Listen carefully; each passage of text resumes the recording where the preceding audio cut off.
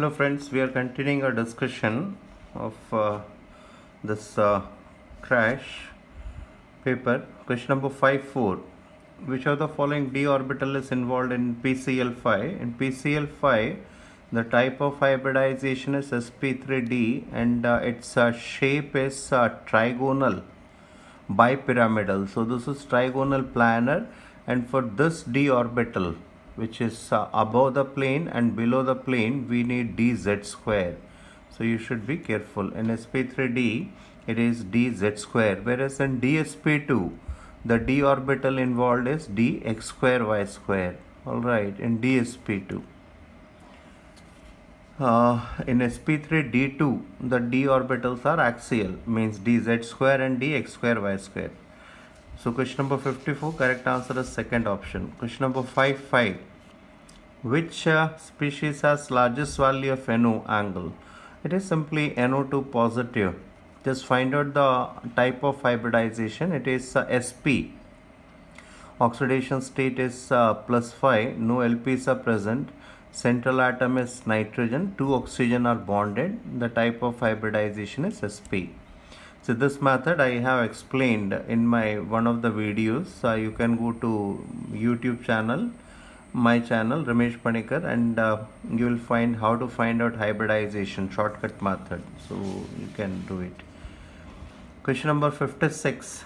You have to find out the length of bond. See this CH bond, this is SPS hybridized. Alright. This bond is Y bond is sp2s. It is sp2s, and Z bond is sp3s. So larger the size of hybrid orbital, if you look at the size of hybrid orbital, if you look at the size of hybrid orbital, it is sp3, then sp2, then sp. So greater the size, larger is the bond length. Alright. Next, question number 5.7. In acetylene, we have two pi bonds and one sigma bond between two carbon atoms. So this is very simple.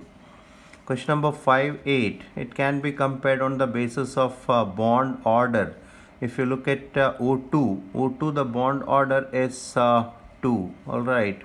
If you look at O2 positive, the bond order becomes 2.5, and O2 2 positive, the bond order becomes 3, and then O2 negative, it becomes 1.5, and O2 2 negative, it becomes 1.